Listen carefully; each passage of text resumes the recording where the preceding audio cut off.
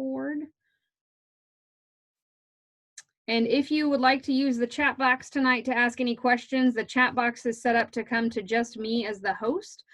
So feel free to ask any questions that you might have in there, or you can unmute yourself if you would like as well.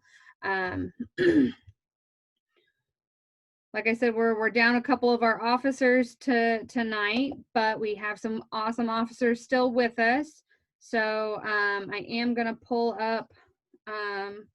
Shelby sent our secretary's minutes to us. And let me pull that up. Awesome.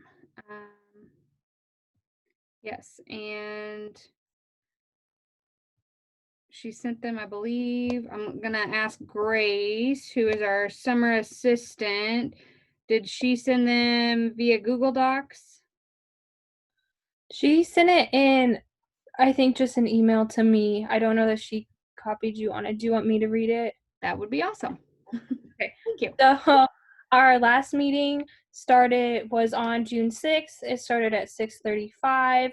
There was 34 members total, 2 leaders and 3 officers, all present. Luke called the meeting to order. Then Shelby gave the secretary's report. Bennett gave the treasurer's report. Katie led a mixer. We talked about mini 4-H day camp, SJLC, 4-H Academy, fabric donations, and then the fair being changed to the 4-H exhibit showcase. That was the old business. The new business that we talked about was our junior leaders, do they want to help with the cafe? We got the $1,000 grant to support the food pantry, masks for junior leaders, cafe training on Zoom. And then new updates is that fair entry is open, and there's a lot of things online, that resources online, and to check your emails. And then the meeting ended at 7:08 p.m.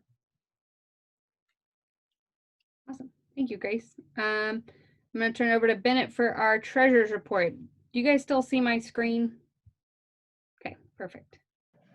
All right, so in our bank account, we have $7,789.93. However, Katie mentioned we are getting the grant from the fair, or for the fair, but she also mentioned that it's going to be a sort of in and out type of deal. So I don't know if she'd like to explain more about that, what's happening, but that's all I have. So as a reminder, we got a grant from the Indiana 4-H Foundation to help with the COVID relief efforts. So we got $1,000 from them that we will be putting back into the community to help with our food pantries getting hygiene products. And the other big cost you guys have coming up is going to be our shirts. Other than that, we haven't had a whole lot of expenses because we haven't had a lot of things that we've been able to do. Old business, real quick, a lot of this is going to be a lot of thank yous that I just want to get through. First, our cash registers, we have them ordered. There are cafe trainings available. Grace sent out an email today. She's been doing those these past 2 weeks. It's awesome that you guys are interested in helping, so thank you for being willing to help. If you are still interested in helping, please make sure you review the trainings, and if we need to, we'll have a couple more coming up in the next week. Those of you that were able to help with Mini 4-H Day Camp, thank you so much. It was a huge success. We had quite a few kids join us, and I've had quite a few comments from parents that were very excited to be a part of that. I just really appreciate you guys getting involved and helping our Mini 4-Hers stay excited during this time. And finally, I know we had quite a few people that attended State Junior Leader Conference, 4-H Academy, and 4-H Roundup, all virtually this year. I was curious if any of those that attended SJLC, 4-H Academy activities or Roundup, if any of you are on and you would be willing to share what you learned or what you did. If not, that's okay. Just wanted to give the opportunity that if you participated in one of those, to tell us about it.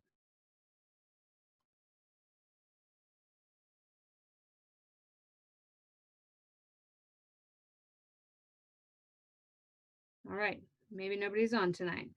I think, I want to say maybe some of our other officers that are not on attended as well. um, be on the lookout maybe for some notes and some recaps of that. I think a lot of those were also recorded, so we as educators will be getting links to some of those that we can share with you if you're interested as well. Okay, next, we're going to talk about some ways that you can help with the volunteer or with the showcase. We do need a lot of junior leader help if you are still interested and able. If you are not interested or feel uncomfortable being around groups of people, that is okay. It is not a requirement to complete junior leaders by helping at the showcase this year, in the cafe or in general. So this is only if you are comfortable. We do have a lot of help that we will need, but we do not want you to feel pressured or put yourself in a situation that you are not comfortable with. So there will be a Sign Up Genius coming soon. I'm going to talk through a couple different options that junior leaders specifically are going to have. And then when our leaders join us at 7, we're going to talk some more details about the logistics of what project check-in, judging, that sort of stuff is going to look like. Any help is welcome though. So again, you do not have to help in order to complete junior leaders, but if you are able and willing to help, we would love to have your help. So first, one of the new opportunities we have is what we're calling the Stream Team. The past couple of years, we've been lucky enough to have some of our livestock shows live streamed with Endeavor. We are doing that again this year, but we're expanding because we will be having a couple different livestock shows happening at the same time. We are still working with Endeavor, but we need some help monitoring the camera for a time in the arena. So this person would be, and I'm going to stop my video. Sorry, my internet is lagging a little bit. So the junior leader would be in charge of helping monitor the camera, making sure people don't mess with it, making sure there's not a lot of loud noises around it that would distract from the show that's going on.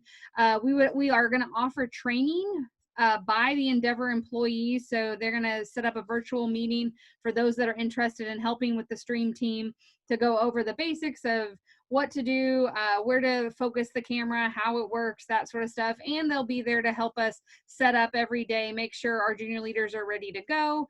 This is going to be really low interaction with people. So if you're not wanting to necessarily be around large groups, each of the cameras is going to have a roped off area in the grandstands or in the stands or the NSSB arena that people they should not be around.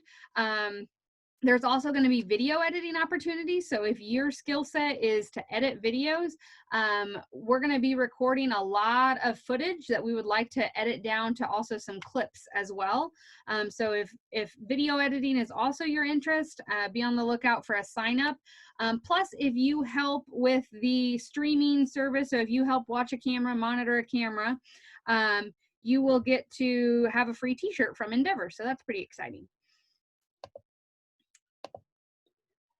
And we have a couple people just joining us for the meeting. I want to say welcome. I see a couple leaders have logged on a little early. We are still going through some junior leader things, so don't freak out. You have not missed a bunch. We're talking junior leader specifics here. The next thing, junior leaders, that we could definitely use some help with, again, if you're interested and able, is going to be helping with check-in and judging. We're going to talk a lot about that when the leaders join us tonight at 7, but you guys have an awesome expertise at scanning in projects to check them in. We also are going to need help organizing and sorting projects, as well as sorting ribbons, putting up projects, and making sure everything is ready to go for when we open. Again, we'll focus a lot more detail on that here in a little bit. Finally, the last thing we also know that we're going to need help with is trash pickup and sanitizing. So junior leaders have historically helped pick up trash around the fairgrounds during fair time. This year, we also still need help picking up trash, but it's going to be a little different because we're also going to ask that this time frame be used to help wipe down some of the major tables, such as by the cafe. They're going to be putting up some seating in a couple different grassy areas as well to spread out people that might visit the 4-H cafe. So helping make sure those tables and chairs are wiped down, picking up the trash. It'll also be, this is a great chance to work with our fair board and 4-H volunteers to also make sure that we're keeping the fairgrounds clean, because since we are watching our spending this year, we're not going to have as many outside groups be able to come in and help pick up trash. And so our junior leaders are going to be really key. Our junior leaders and volunteers are going to be really key in making sure that we have a nice clean fairgrounds for our 4-H exhibit showcase. Cleaning materials will be provided. Again, you guys have historically helped pick up trash. This year we're asking you do it the same thing, just a little bit more maybe. So again, if you're interested in helping, we will have sign up geniuses ready to go hopefully tomorrow with sign up times for and what this is going to look like. Are there any questions before we go through some of our new business stuff about how you guys can help at the 4-H exhibit showcase? Like I said, we are going to talk more specifics and details at 7 when our leaders join.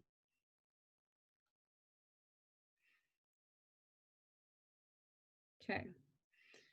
If not, a couple new business things. The 4-H Cafe, like I said, Grace has been putting on some trainings.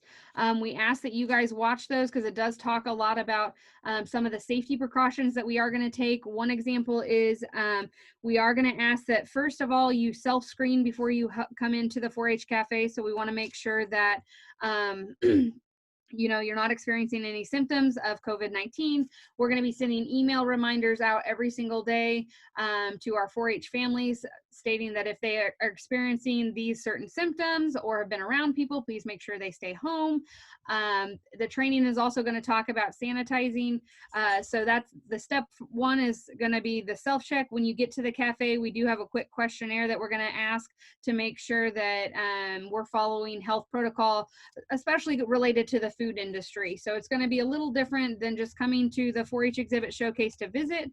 We want to make sure our 4-H cafe volunteers and junior leaders are going to be healthy to make sure we can have a great experience for everyone that participates. You will be provided 1 mask, reusable mask. We're looking at getting one that has the 4-H clover on it, maybe says Hendricks County Junior Leaders or Hendricks County 4-H. This is going to be provided by the cafe. We do ask that if you are working multiple days, multiple shifts, you need to make sure you're taking care of that mask properly or switching it out for one that you maybe have at home. We will have a few disposable ones available for volunteers and junior leaders if absolutely needed, but we are going to ask that it is going to be required to have a mask covering during your time, especially in the 4-H cafe, because you're going to be working pretty in close quarters, and the training is going to talk about how we have no outside organizations coming to help us this year at the 4-H cafe, so things are going to look a little different. We have a limited menu, and so we have fewer people working each shift, but that doesn't mean that we don't need your help. So if you are able, again, we would be happy to have you. Grace has been heading up those trainings. Grace, is there anything you want to say, just real quick, basic about the cafe that I maybe missed?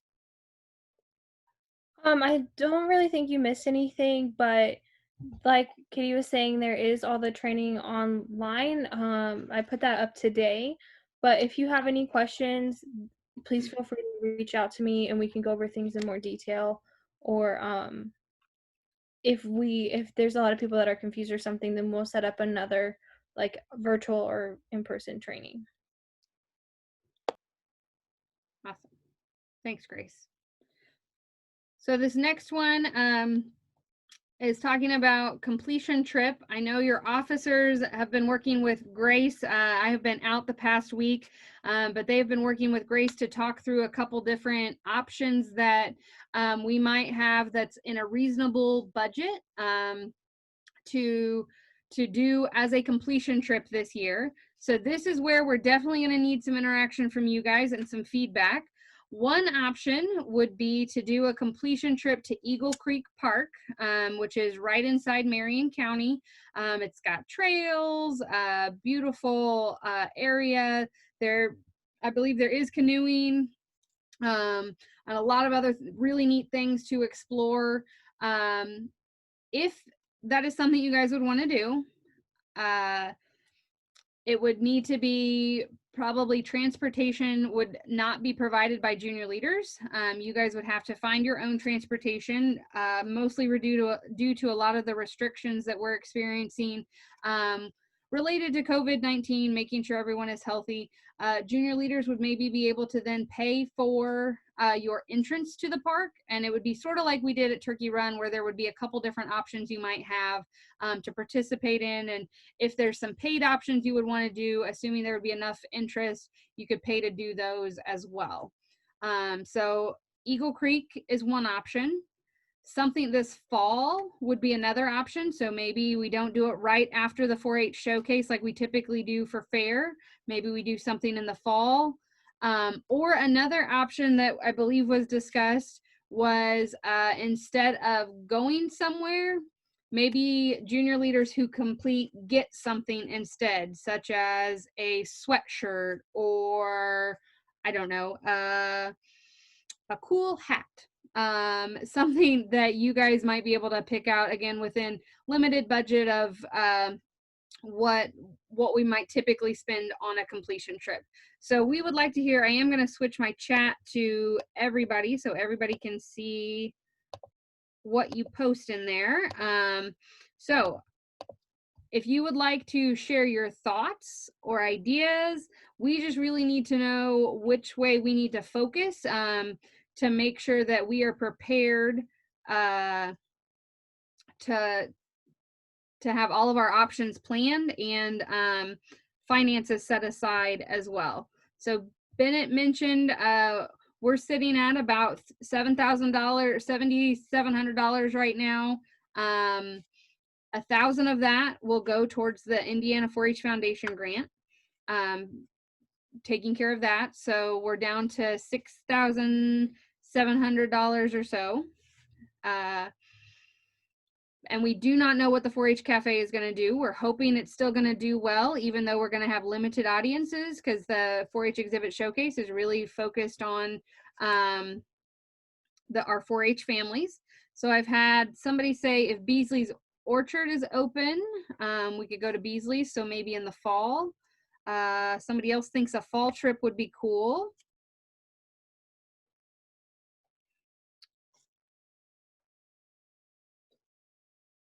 So somebody said go somewhere in the fall. Somebody likes a sweatshirt idea.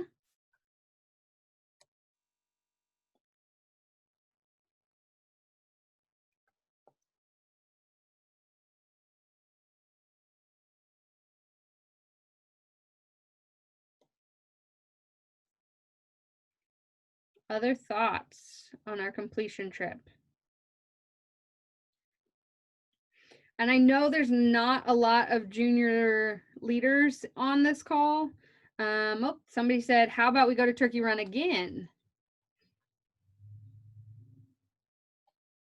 Oh, and the shirt money will also be taken out of our budget. So that's a good point. We are sitting at then about $5,700 probably to play with, plus whatever we get from the cafe.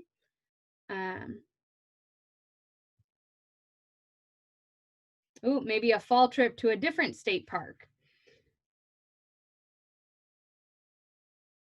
Okay. All right, in the essence of time, we wanted to get the conversation started. I think what we'll do, if you guys are comfortable with this, is we will put together a survey and send out to our junior leaders the different options, and that way maybe we can go from there, get more feedback, because again, I know we've got a mix of junior leaders and leaders joining us tonight. So I just want to make sure we've got quite a few junior leaders that can weigh in on this too. A question came in. You mentioned those who completed. What is required to complete this year? Great question. So this year, all you need to do to complete is going to be to fill out a general 4-H record of achievement, or a general 4-H record sheet, and put that on Fair Entry. And easy peasy, you're done. This is a lot different this year. We do want to celebrate those junior leaders that definitely are going to be helping out during the 4-H showcase, but because we know not everyone's going to be comfortable or able to help out, we still want to celebrate the fact that you guys have been a part of our junior leader program. There was some going to some kind of state park. Maybe in the fall we could try and go to McLeod or something like that. All right, so those are all really great ideas. Again, in the essence of time, and because I know we've got a pretty small amount of junior leaders still on here, we'll put together a survey, send out our options. We'll work with the officer team. Grace will continue to work with them to narrow down our options, and maybe pick a couple dates that we think are going to work, whether if we do right after the showcase or in the fall instead. All right, the last couple things. So thank you all very much for that feedback. That was awesome. The last couple things are some showcase updates. One is Fair Entry is open. There might be some tweaking we will be doing over the next week, but for the most part, we are asking that our 4-Hers upload pictures or videos, depending on what you would be exhibiting, ahead of time, because we want to make sure, in case we happen to go back a stage, that we have all of those pictures and things ready to go, instead of having to scramble at the last minute.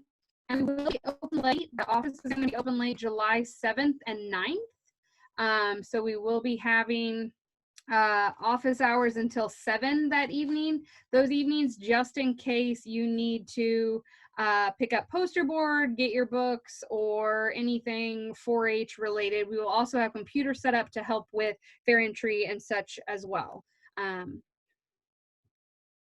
All right. I know that was really quick. Marissa, would you want to talk really quickly about, we're still collecting fabric in the office?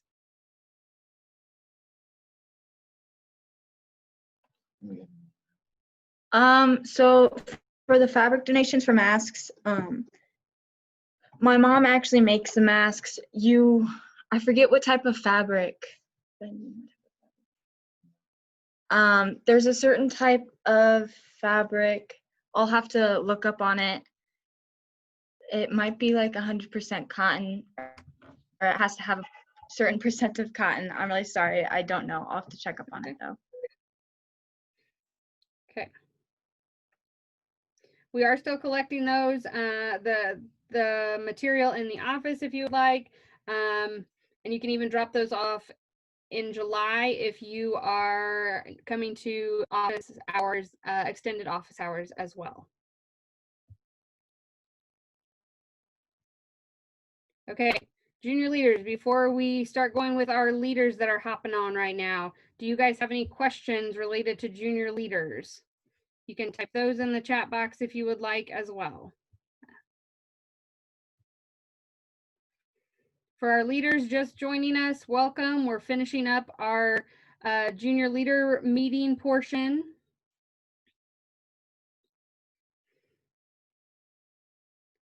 Junior leaders, feel free to, again, type in the chat box if you need to, or you can unmute and ask questions if you have them.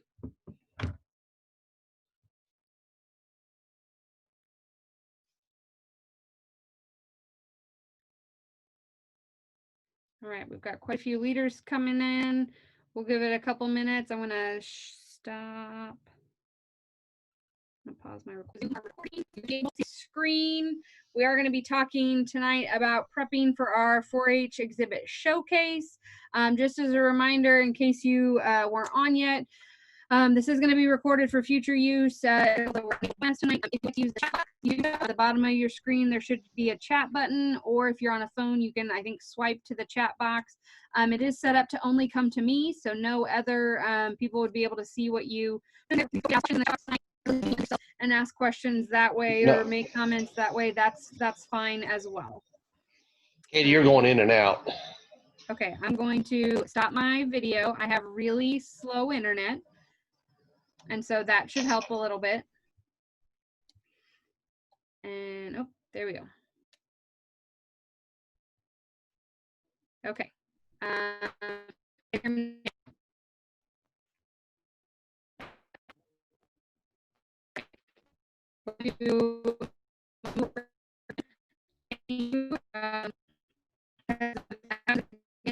No, like the internet is pretty slow here. All right. I'm getting it's worse now. I'm going to ask if you have a video on, could you stop your video to make sure maybe that'll help with our bandwidth as well. So I'm gonna have you guys stop video. Okay.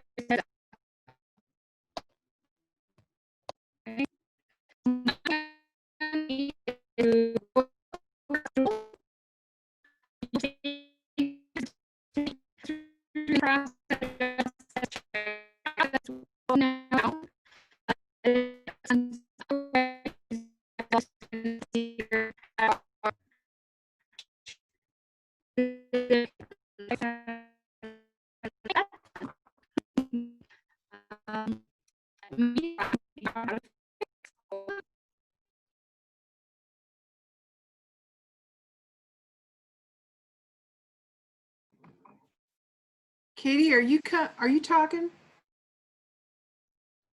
All right, can you hear me now? I can hear you now. Does that sound better?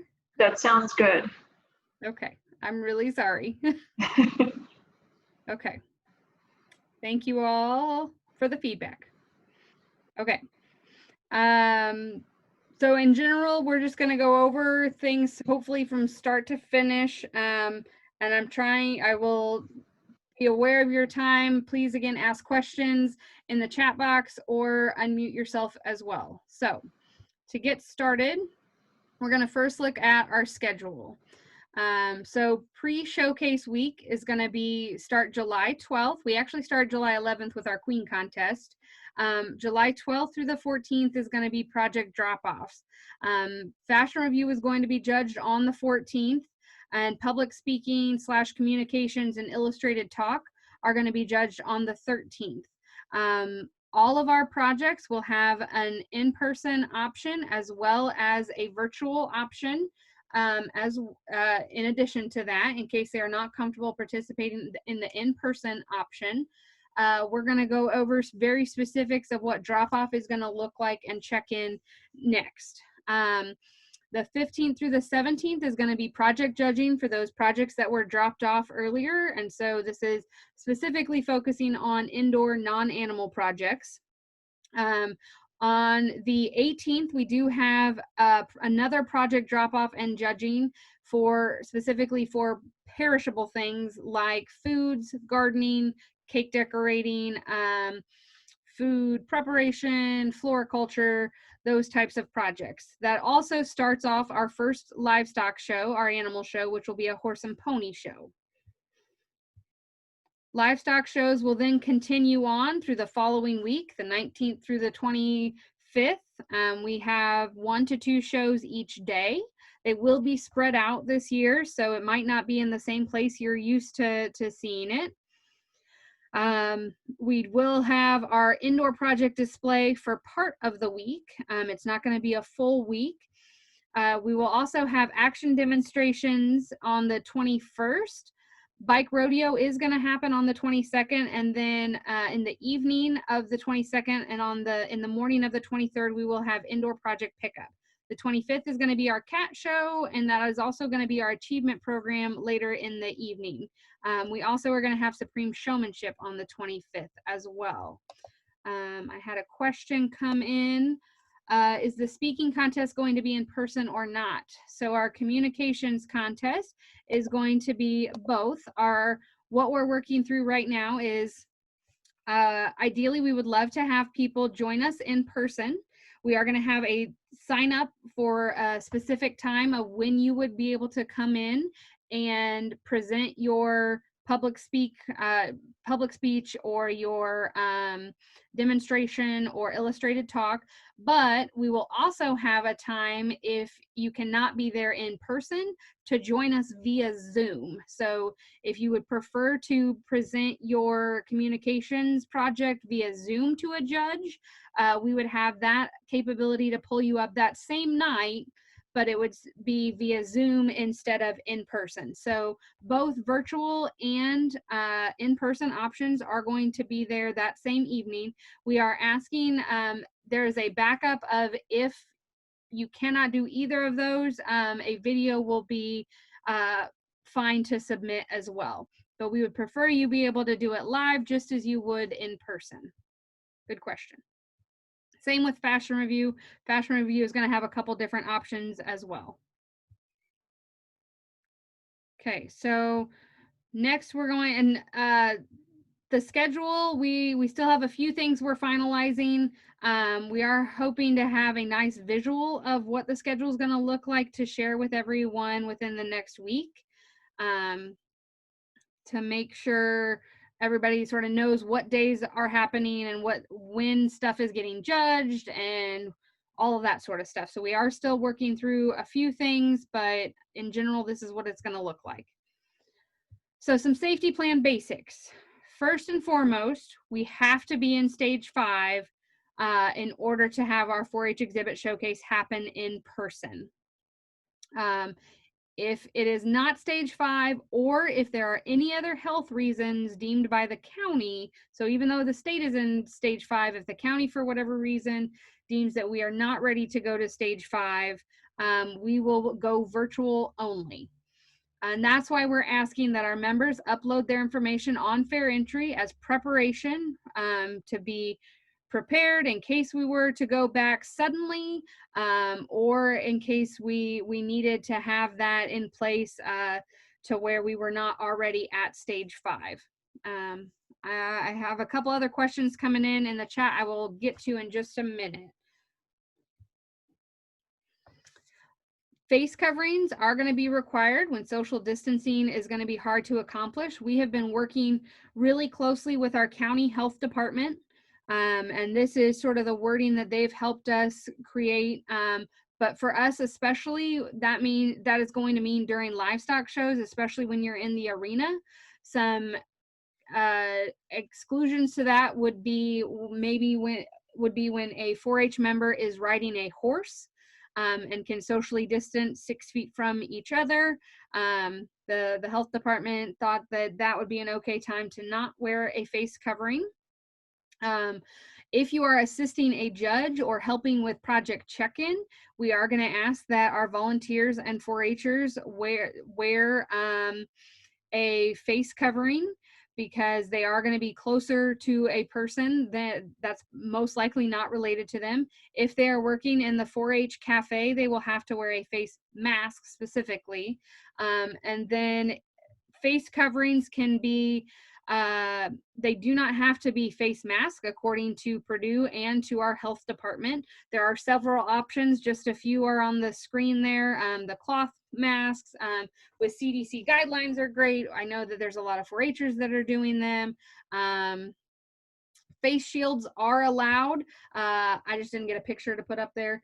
That was a question. The different masks, it doesn't have to be one of the N95 masks. If you have one and want to wear it, that's fine. Purdue has said a bandana is okay. The health department's big thing is something is better than nothing. So I know that there's a couple different options out there I've seen people wearing. I've also seen people wear, it looks like a scarf that you pull over your face that you can then put back down. So that is another option as well, but it does not specifically mean you have to wear a face mask. We are trying to use the word face coverings. The only exclusion to that would be the 4-H cafes. We're saying does need to be a face mask. Mostly because we will be providing our junior leaders and volunteers with a mask that they can use during their time in the cafe. All right, having some questions come in. So is there going to be a livestock auction? They're still working through logistics of the livestock auction. there will be something. They're not sure what it's going to look like. It will most not likely not be in person or with animals present. Small pets. So our little critters is going to be happening on Sunday. We're going to be communicating that to our little critters members, hopefully within the next week. Will we still be doing a lock-in? No. There's a rule that pretty much says we're not allowed to have people on the fairgrounds overnight. Same with animals. Animals will not be allowed on the grounds overnight.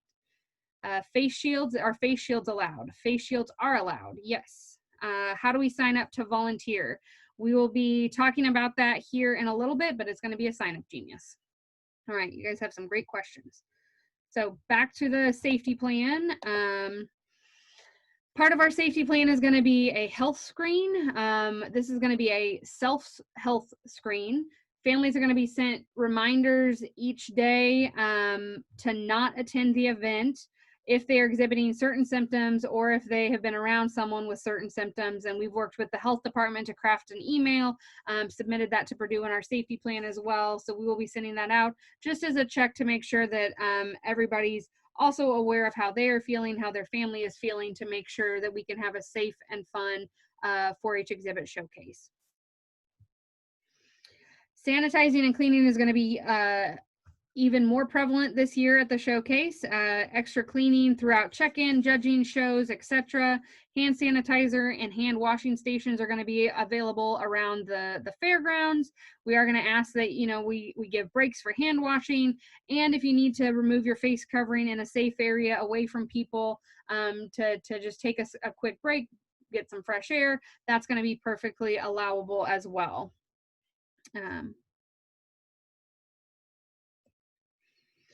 We are going to be encouraging social distancing. This is going to be across the fairgrounds, not just during shows or the 4-H cafe or Project Check-in. We're going to be encouraging social distancing constantly around the fairgrounds, trying to limit numbers in certain areas and just reminding everybody to remain socially distanced. A fun little picture you see there, if you need a reminder, social distancing is about 2 llamas. We have a whole bunch of these that are sort of fun. I think it was maybe 6 chickens or so was what fit in, 6 or more chickens, a cow. So depending on what animal species you prefer, you can monitor your social distance.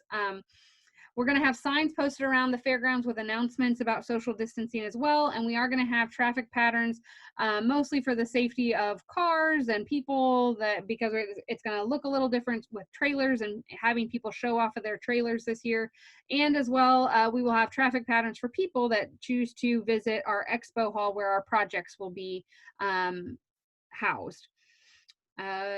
Before I go on to the next section, a couple other ones. Are people who have animals, will they be able to have tents? That's a great question. I believe yes, to help if they are showing off of a trailer. I will have to follow up with what Fair Board decided about tents and how that was going to work. That's a great question.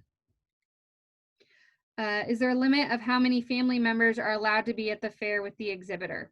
So that's a really good question as well. And there's been a lot of discussion about that. And Fair Board Council people, you can correct me if I'm wrong, but the big thing is that's going to be really, really hard to police. And we're not saying that the public isn't welcome to the 4-H exhibit showcase. What we're saying is that we really prefer this be an event for our 4-Hers and their families / supporters, because we know that everyone's support system is a little different. We are going to have, we're making, you know, strides to make sure there's not a lot of extra stuff that typically brings in a lot of people from the general public. We're not going to sit there and say, okay, Sally Clover, who are your 2 supporters that are going to be with you? I think it makes it hard. We obviously want our families to make wise decisions. And again, if you are in a high risk category or experiencing any of those symptoms that we're going to be sending to our families, we really ask that you stay home to make sure everybody is kept safe. We are not, there was another question that came kind of related to this, admission tickets. We are not having As of right now, we are not having tickets per se. There's no charge to get in for general public, for our 4-Hers as well. We're trying to use fair entry as a way to also gauge how many people are coming. We are doing our best to make sure that we are spacing out our families that are going to be showing off trailers, that are in need of pins for livestock, that would have indoor projects that are coming to visit, all of that. So we're not specifically limiting just because it would be really hard to police. We're just really going to be encouraging making smart decisions of who is coming for your families. Fair entry is due by July 1. Will there be opportunity to update pictures after that time? Example, if we have to show animals virtually, will there be an opportunity to add better photo or video? So fair entry, 4-H online is due on July 1. Fair entry is actually due later. It's going to be due July 12th for most indoor projects, and July 16th for the perishable ones, and July 16th for our livestock. To answer the other part of that question, though, unfortunately, no. Once a picture is submitted, we can't update. That is a question we have out to Purdue, though, as to what that looks like if something were to need to be changed. If that would mean a family would have to re-upload a project in that area, or if it would be our office staff would have to add the pictures / video, whatever it is. But that is a discussion point that came up, I think yesterday or today, that we're following up on what that looks like. I will be sure to follow up on that for sure. Katie, can I add one thing? This is Yeah, Shirley. absolutely. I do believe that we did say that if you had a certain project that was done and you had your picture, you could do fair entry for that particular project and go back later and do your other projects at a different time. Is that correct? Yes. So, absolutely. So if you have your scrapbooking done and you want to upload that, but you don't have your cake decorating done, you can upload and submit your scrapbook project. You just can't add your cake decorating project until that first invoice is approved by our office. So you can't go back and add anything until that first one is approved. Will we take pictures of foods project on July 16th, even though due July 18th? As of right now, that is the plan, because we also we're trying to stay positive and hope that everything works out. But if we were to have to go virtual, we would want those pictures ready to go. We know that's a little extra work on our families, and it's not the easiest process, nor is this whole situation ideal. But as of right now, that is our plan. Is there a bike rodeo? Yes, there's going to be a bike rodeo. It will be the Wednesday of fair, or of the 4-H exhibit showcase, like it normally is a fair. And we will be doing a sign up as well for people that are interested in participating in the in-person version. And we are, I believe, doing an electronic test that for those kids as well that are interested. For notebooks, do we need to upload those into a PDF file or Word document? Yes, either of those are options. I believe it's also set in case there's some projects that do exhibits where it would be maybe easier to do a PowerPoint or an Excel. It can be any of those kinds of files. When you upload on Fair Entry, and I can show you guys here in a little bit what it would look like, it will tell you what files it would take. All right. Other questions specific to the schedule or safety? We created like a 24-page safety plan that we had to have approved by the director of extension. And so that I'm planning on uploading and sharing with all of our volunteers and leaders if they are interested in reading all of the documents. It's got a lot of fun information in there, but what we talked about was just the basics today. Okay, so check-in is our next topic. We're going to talk indoor project check-in, livestock project check-in, just again, basics and how you guys as volunteers can help. So check-in for our indoor or non-animal projects will be a drop-off system. So families, I'm going to click to the next slide. Families will be able to enter off of Old 36, go into the fairgrounds. We're working on, this is a rough draft. We're working on figuring out how to barricade maybe some areas of where they would go. They would drive around and we would have the 2 different drop points into the expo hall. On one side, people would be able to drop off projects on either side.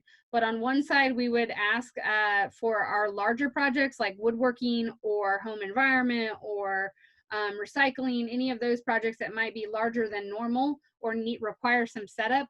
This would be one where people could actually back their vehicle up a little more into the building if needed to unload and put it to where it would need to be judged. We will need volunteers. There is no need to show completion cards this year. That was a new update because we are asking all of our 4-H members to upload their record sheet for the projects onto Fair Entry. So they will not have to hold up a card, show you an email. After processing our options, council thought that this would be the easiest thing. So pretty much they cannot get a Fair Entry tag until they have done what we would consider the completion requirements for that project. So there is no need, as long as they have their Fair Entry tags, to worry about checking completion cards that day during check-in. If they don't have tags, send them to the extension office and we'll help them make sure they have everything that they need. Adult volunteers will be needed to help direct cars and people during drop-off, and junior leaders can help check in and scan. So we are going to need some adult volunteers to maybe help out around the outside of the expo hall. Again, these are really just rough drawings. We will have a tent or 2 available and we'll have plenty of water out there to help direct traffic and make sure people are having a smooth in and out as much as possible. A question, will the office be open during all check-in times? Yes, that is our plan right now, is to have the office open during all check-in times. And do we still get credit for the fair entries? Can you explain a little bit more about what you mean by that? What credit do you mean for showing your project? Is that what you mean? So you can complete 4-H this year, a project this year, by only uploading your exhibit sheet. There is a way, or a record sheet. There is a way that was sent out, I think, in our last update, and we will be sending out again, to where if you do not want to actually physically show anything, nor do you want to complete virtually by having a display done virtually, there is a way you can just upload your record sheet for that project and it would be considered complete. Yep. So this is a little close-up version of what we sort of figured out for our check-in process for indoor projects. We would have drop-in site 1 and 2, and depending on the weather, some of these could be outside if needed. Cars could back into that far side to drop off large projects. We would have a junior leader or volunteer helping use Fair Entry to scan in the projects just as they would any other time. So projects would be dropped off at a table. Junior leaders would scan in, and then we would have a junior leader take the project to where it needs to be. Again, this is a rough draft and it's totally not drawn to scale. But we would need adult volunteers also helping make sure this process is working, have someone directing traffic out here, helping us with that. The check-in process itself should be pretty smooth because they're going to just check in and then leave their projects. So we'll need help making sure cars are going to the right locations and make sure we're getting projects situated to where they need to go. This is our junior leaders should be pretty familiar with this. So this is more for our junior leaders that are going to be helping. We've got these lovely barcode readers that match up to the barcodes that'll be on the fair entry tags. 4-Hers this year we are not going to have a fair entry tag station like we typically had. As soon as 4-Hers submit their fair entry information, we are going to then, once we confirm everything, email them their tags. So that's the same. If you are done with your scrapbooking, you upload it, you complete that, what we call invoice, we will send you that scrapbooking tag as soon as we confirm your invoice. If you need to go back and add the cake decorating project to take your pictures and add all that, we will then send you the cake decorating at a later time. If you upload both your cake decorating and scrapbook at the same time, you will be sent both tags at the same time. So those tags we will email to members. It does not have to be on any certain color paper because we are not judging the fair entry tags, we are judging the projects. And the tag, even if it doesn't scan, it will have all the information we need to pull it up to check it in. Animal check-in, animals are going to be show and go. Adult volunteers will be needed to help direct cars and people during drop-off. So if they're going to be using a pin, they will need to monitor cars and get them to the right barn. If they're going to be showing off of their trailer, we're going to need people helping to direct into parking spaces and make sure traffic flow is being controlled as well. Had somebody say entry tags for livestock based on fair entry. So that is a great question. That is something that we will actually be talking about next week and something our office staff has discussed, but we haven't had a chance. We're going to reach out to our livestock leaders and talk about needs on that, if that would be something they would want to have ahead of time or do that day, or what that would look like. Tags may not print out at scannable quality. Individual printers may vary. Absolutely. And that's why we said as long as the information is there, we can pull it up. We don't have to scan it. We can type in a lot of information into fair entry and pull it up that way too. All right, questions about check-in. We are going to have a Sign Up Genius that we're finalizing. We're hoping to have the junior leader one done tomorrow. Adult volunteers we're hoping to have done no later than next week as well, to get those out. Any other questions about check-in? For judging, we will talk next.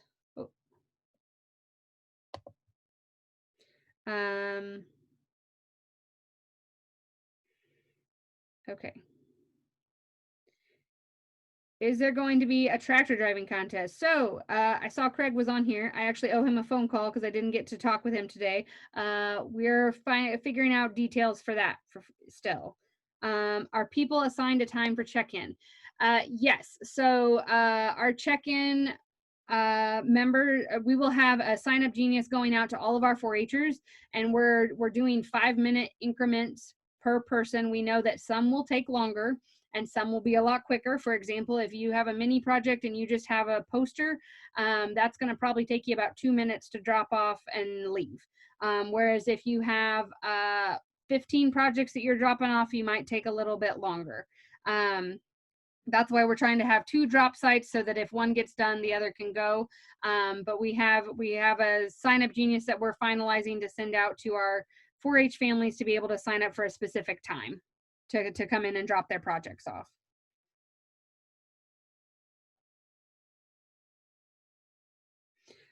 So the question was not going with club times for drop off for indoor projects like we have in the past. Nope, because we know that some projects, families would be able to families might not be in the same club. If you're going to drop off your project and your cousin's project at the same time, to allow for maybe a condensed trip to the fairgrounds. Also, we just know people's schedule are different, and this is just such a very different year. Additionally, I should add, so we have Tuesday, we're going to have judging for fashion review, for consumer clothing and sewing. We're going to ask that those kids then leave their projects, so consumer clothing, notebooks, and sewing construction outfits will be left for judging later in the week. So those kids might want to just drop off all of their projects at that day instead of making multiple trips. So will people get out of their cars to drop off projects? Do they go to a table? So the plan is right now to have a table for drop off. So again, that's less touching per se, so that people don't have to reach through car windows and touch.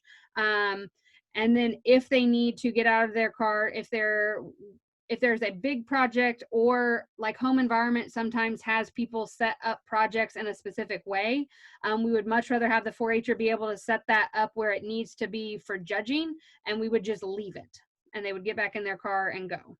And that's also why we're requiring face coverings during this time as well. If they are not comfortable, we can make sure that we have, or if they need extra assistance to get projects out of a vehicle, we understand that that sometimes happens as well, and could possibly be the reverse of what we did for like flower drop off, where if it's in the trunk or the bed of a truck, we could maybe pick up from there, and then just make sure that our 4-H'ers that are helping or volunteers that are helping wash appropriately. All right.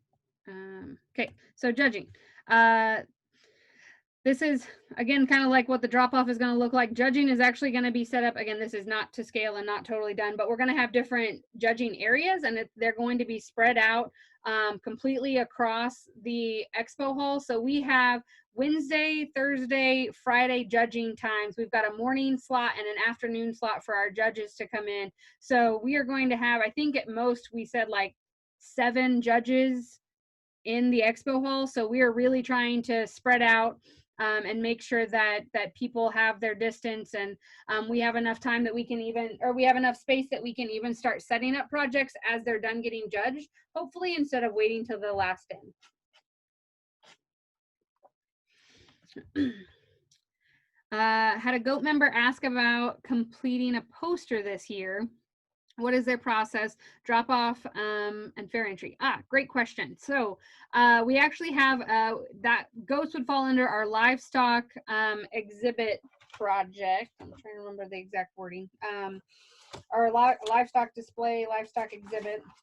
And so they could enter it into fair entry under that project, and it would still be credit for goats. That's okay. So they would still be a GOAT member.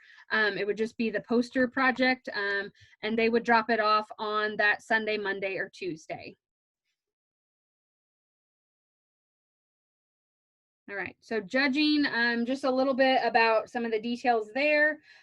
Judges have been asked to wear a face covering when social distancing is harder to accomplish. So if they have a junior leader sitting by them or a volunteer sitting by them helping, they should wear a face covering. However, because we're in such a large space, and if somebody is not within that 6-foot range, if they want to not have a face covering on, that will be acceptable as well. We will be making sure we have hand sanitizer available, breaks for hand washing, all of that stuff as well. They're going to be spread out for indoor and livestock. They're going to be spread out around the buildings and fairgrounds. So again, I mentioned livestock might not necessarily be in the same location that it has always been. We're going to be using, because Horse and Pony isn't going to be having shows every single day, we are going to be using the horse arena for different livestock events. We're going to be using the swine barn for some of our small animals such as rabbit and poultry to allow for more airflow and a larger space for them to spread out compared to the small animal barn. So judging is going to be in those areas as well, bigger locations, hopefully spread out. And the indoor projects are going to be spread out again across the expo hall for judging as well. There will be judging for both virtual and in person. Again, this is assuming that everything goes off without a hitch. We're in stage 5. All of those good things are happening. Livestock is going to be judged separately. So your video of a cow is not going to be judged against the in-person person judging or displaying their animal as well. The virtual options in that instance would only qualify for an honors or below, and they will not be doing showmanship virtually for livestock. Now, If we go totally virtual and we are not allowed to do things in person, then we would still have the champion, grand champion animals virtually only compared to just in person. Indoor and non-animal will have a combined judging. And our indoor non-animal projects that are allowed to go to state fair, we are being a little pickier on with what we ask for in person or on fair entry, because that is also how state fair will be judging their projects, is through a virtual method for indoor projects. Additional sanitizing and cleaning will be needed throughout the entire judging process. Again, hand sanitizer, wipes, all of that sort of cleaning process will need to happen as people switch in and out. We are going to also ask that our judges, we have writing utensils that they will be able to have set out on their table that they can use and then take, or they can bring their own to help, again, cut down the amount of stuff that people are touching that is shared by others. Indoor project judges will also receive pre-sorted comment cards with the kids' information already on there. And our plan is to use those comment cards to then put in an envelope with the ribbons for the kids to pick up or be sent later. So a couple other questions. How will we know which 4-Hers are exhibiting physically versus virtually? So we're working on that. I believe I have to double check. We talked about at one point asking on fair entry if they were planning on exhibiting virtually or exhibiting physically. Otherwise, what's going to happen is we will have all of the kids that have checked in, because we're not judging the same day as check-in. We will take fair entry and all of those kids, I'll pick on arts and crafts. All of the kids that have checked in on fair entry, we will know that they are there physically with an exhibit. All of the kids that have entered in fair entry that are not checked in would then be judged virtually, because they would still be there on fair entry, which means they're still interested in participating, just in a virtual format. Will the judges be tasting the foods project? So that I'm still talking with our food leader on. It has been sort of strongly encouraged that at the state level to not have them taste foods in an effort to make things a little more fair for those that also choose to exhibit virtually instead of in person. Plus, with all of the added circumstances and health factors that we have in place, we're not sure if judges would even be willing to taste the food compared to do a presentation only, looks only competition this year. All right. Other questions?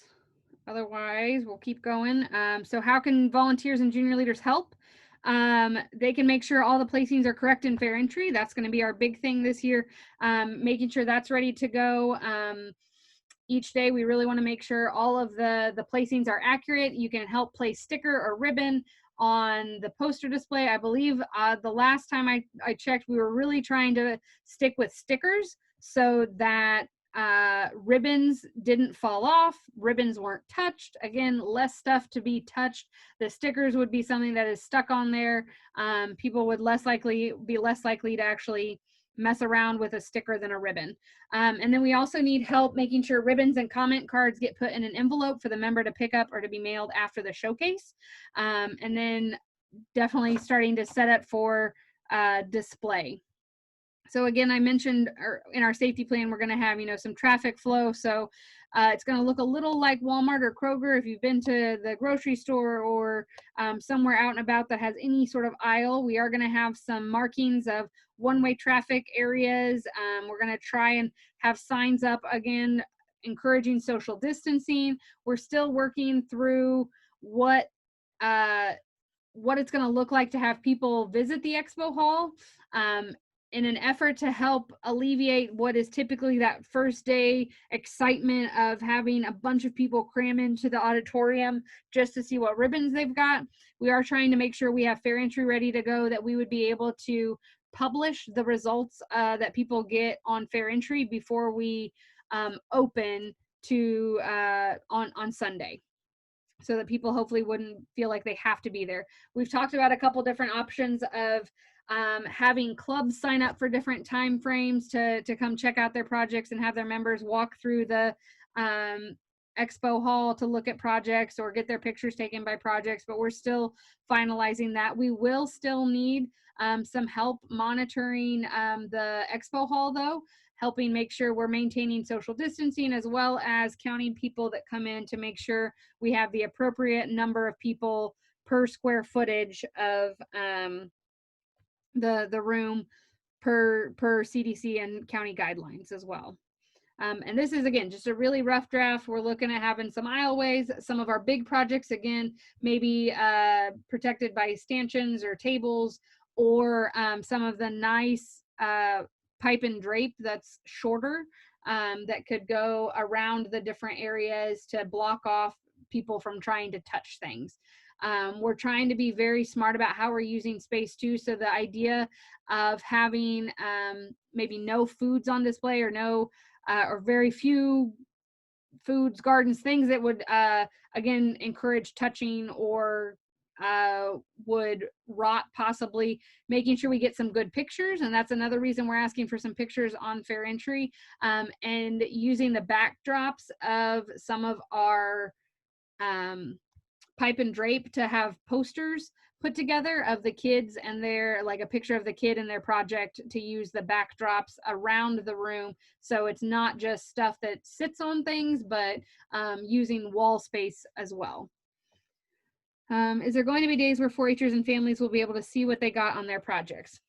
Yes, so you'll be able to see on fair entry what you get on your projects, but we're also hoping that we can figure out a way to have the expo hall open for families to come in and visit the displays. We're not saying that this is going to be totally closed. We'll probably have different hours.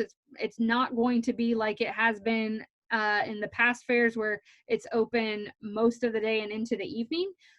We are going to have adapted hours, and again, making sure we're abiding by those social distancing guidelines.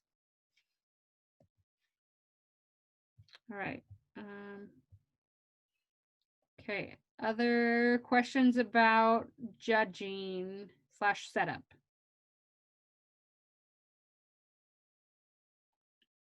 Checkout is next, to talk a little bit about indoor and livestock checkout. Livestock members, again, this is going to be a show and go for our livestock. So as soon as they're done exhibiting, they can head out. So if they don't place in their class and they want to head home, that's totally fine. We're going to work on what traffic logistics are going to be for that, and how that's going to work. But there are going to be no animals or people staying on the grounds overnight per policy. Indoor project pickup is going to be Wednesday evening and Thursday morning. We are going to also have times for pickup. This is not totally finalized yet, but we will need volunteers to help oversee the process. There's a chance we could maybe use fair entry. It will probably not be one kid coming to pick up their projects at a time. We'll probably have a small group that we would allow into the expo hall to get their projects before leaving. So it wouldn't be as stringent as project drop-off per se, but it would be something where we do need help making sure that the projects are picked up in a timely manner and safe manner. A livestock question: if they use pins, they're expected to clean their pins before leaving. Yes. This is going to be an all hands on deck, and especially because we're not having as many outside groups come in and help clean and facilitate some of that. Our Fair Board Council, adult volunteers, junior leaders have been asked to step up a lot, but that also means we're going to be asking our 4-H families to step up too. We are very lucky that we can be having something in person, but that means we're going to be asking for some additional help from our families, and keeping pins clean is going to be really, really important to making sure that the week goes smoothly. All right, so any questions about project, check-in, drop-off, judging, anything like that? Again, we are going to have sign-up geniuses for adult volunteers as well as junior leaders. They're going to be separate. So junior leaders, you are going to get one sign-up for the different things that you can sign up for. And then volunteers, adult volunteers, you're going to be getting a sign up for stuff that you can help with as well. So some volunteer opportunities for adults and some for our junior leaders in case you didn't make it to the junior leader meeting. One is what we're calling a stream team. We are lucky that we have been working with Endeavor for the past couple of years to live stream our NSSB Arena livestock shows. This year we're working with them to make sure all of our livestock shows are either recorded or live streamed, but they are limited in the amount of staff that they can have. So we are asking junior leaders, volunteers to help monitor a camera if they are willing and able. Endeavor is going to have some employees that'll be helping there. But we are asking for some additional help just to make sure the camera doesn't get messed with. There's not a lot of loud people around it. We are going to offer training by Endeavor employees. It'll be virtual. This is going to be a very low interaction with people. So if you want to help out, but you really don't want to be around people, each area that there's a camera, there's going to be a big roped off section where people will not be allowed to enter because again, we want to make sure the camera is going to be able to pick up what's going on in the show ring. So this is something where if you just want to help out somehow and you're not comfortable being around a lot of people, this is a great opportunity for you. Also, if you have awesome video editing skills, we are going to be recording and live streaming a lot of the livestock stuff happening. We would love to be able to edit those down for some clips or pick out some major clips that we can share on social media and in the future as well for maybe some promotional purposes. Also, this was really more for junior leaders, but I'm sure adults, if you really want to help too, free t-shirt from Endeavor if you are willing to be on the stream team. So more information will be coming out about that if you're interested in helping monitor a camera. Adults, we will need help with our parking crew to help direct cars, trailers to where they need to go, helping direct members to their parking spaces if they're going to be showing off of their trailer. And then again, going back to that indoor project check-in, helping with some traffic at the expo hall as well. This is going to be, again, a very different year because we're not paying outside groups to come help with the parking like we typically do. So we are going to be asking anybody and everybody that's able to help us help out where they can. Expo hall monitors. So the one job will be to count people as they enter and exit the expo hall to make sure we don't go over social distancing guidelines. We're still working through finalizing what that process actually looks like. Also to just monitor projects, make sure people aren't touching things, make sure nobody's walking off with stuff, and just to be a resource to answer questions if people have them. And finally, we have trash and sanitizing that we're going to need help with. Fair board and volunteers. This was also for our junior leaders. They, for as long as I have been around anyway, they have always helped pick up trash. So we are asking our junior leaders to help out, but we're expanding that to our volunteers because it's going to be a little more in depth than just walking up and down the promenade with a trash tongs and a trash bag. We're going to be asking everybody to, if you're able to volunteer to help with this, to maybe wipe down the tables and chairs that are in by the cafe, that are in the grassy area for people to sit in, just to make sure that we're wiping things down. We will need to change out trash cans and trash bins. So we'll need some adults that if we can get a golf cart or a gator or something to help drive around to make sure that those are getting done, that would be really helpful. Fill hand sanitizers if needed. And then a lot of our cleaning materials are going to be provided. So again, in previous years, junior leaders have gotten, I think, gloves, trash bags and trash tongs to walk around the promenade. Those types of things will be provided, and we'll provide where you need to get them, checking like how to sign in and get those taken care of, and what needs to be done for sanitizing and wiping down. And there was a point in the chat box, because of our budget this year, we do not have barn boys. So that is another reason we're asking everybody to help pick up trash, help clean their pens, because we do not have that additional help that really makes our fair run on a typical year. Well, you have to wear a mask to help with trash pickup. As long as you can socially distance yourself from everybody else, you will not have to.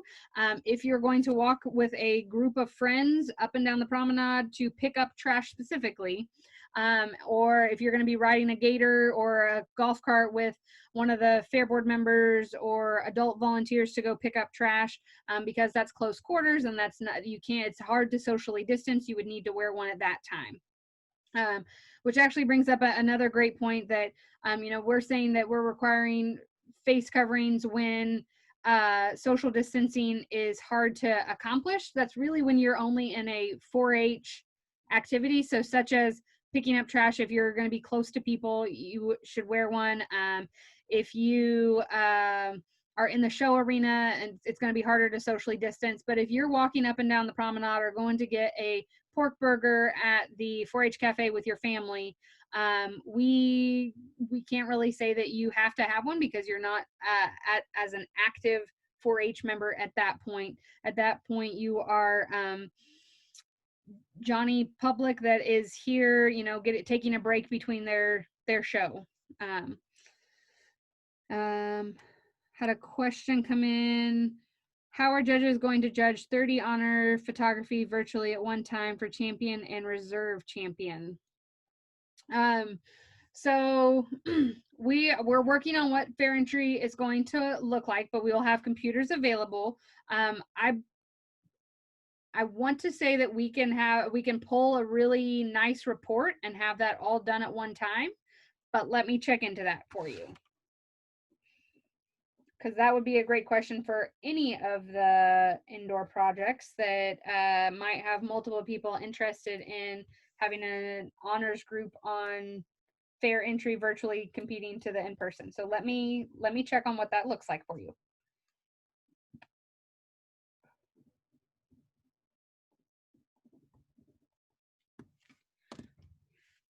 Okay. All right, so that is all I have now. So I'll just take the last couple minutes to answer any questions you guys might have. We are going to have the signups available hopefully next week. Our summer assistant Grace has been working really hard on getting those things accomplished. Thank you to the junior leaders that were able to join us tonight to go over junior leader stuff. Be on the lookout for an update email, hopefully tomorrow, with some things that we talked about at our meeting, as well as signups for junior leader events. Leaders that are on here, again, you guys were hoping to get some signups out to not only leaders, but all of our volunteers as well to help sign up for some spots to volunteer within the next week. So that can hopefully be getting on your calendar. And we've got some questions coming in. Right,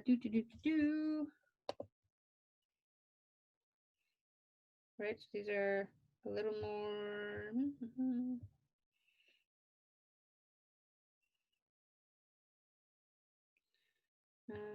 Okay. Other questions? They weren't the questions that I thought.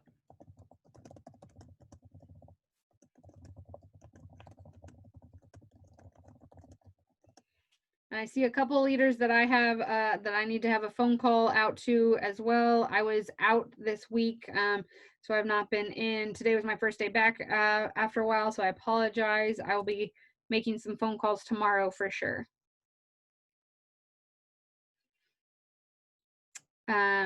Would project advisors have a place to sign up on the Sign Up Genius? Yep, absolutely. That's a great question. So Grace has done a phenomenal job on Sign Up Genius and has actually blocked it out into chunks so that junior leaders and volunteers would know what they're signing up to help with.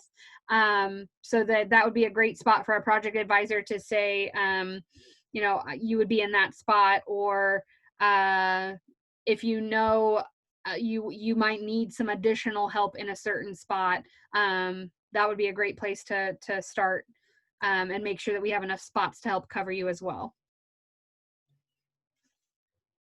Other questions? So Rick asked, Christy Feeney, are you on? If you are on, if you wouldn't mind sticking around for a couple minutes after to talk about something. Yes. Okay. Yes, I will. and probably Susan Gackenheimer as well, if you are available. Where can we get the recording of this? So I will save it to my computer and we will upload to YouTube, and we will send out in the junior leader email tomorrow as well. And oh, Grace just mentioned that I will type this in the chat box if actually, Grace, will you send me yeah, well, I'll have Grace type in the chat box her email address. So if you have questions specifically or need to have that you need to have a certain amount of either junior leaders or adult volunteers help you with your projects, she can make sure that gets taken care of on the Sign Up Genius. I just put it in the chat box for everyone.